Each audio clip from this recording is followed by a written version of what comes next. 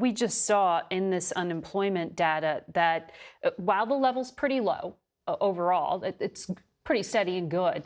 Manufacturing in particular, we saw it contract for the fifth straight month in July. Factory employment dropped to lowest levels in 5 years. What does that data indicate to you about the impact of your tariffs? Yeah, I saw that, and my own view is that I think a lot of companies were waiting to see if the tax bill was going to come through with the expensing for capital goods and things like that.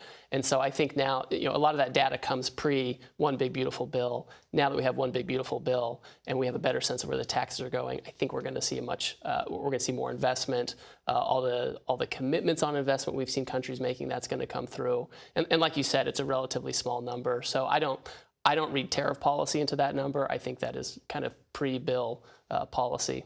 So you believe the executives are making strategic decisions with hiring, but the president just announced that the head of labor statistics is being fired because of the weak jobs report, claiming the data was faked.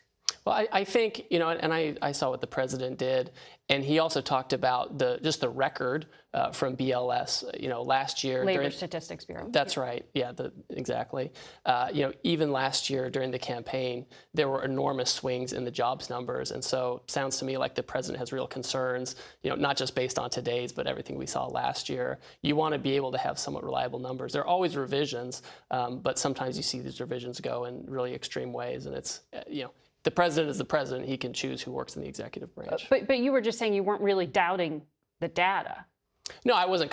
You asked me what I thought about the data, right, and was it reflected in the tariff policy? The answer is no. I mean, my view is to the extent that there's some kind of information about manufacturing jobs, I think that we're going to see a big increase in manufacturing jobs now that we have the One Big Beautiful Bill passed, now that we have the expensing going in, and I think that our manufacturers know that they have a clear and certain path forward on that now.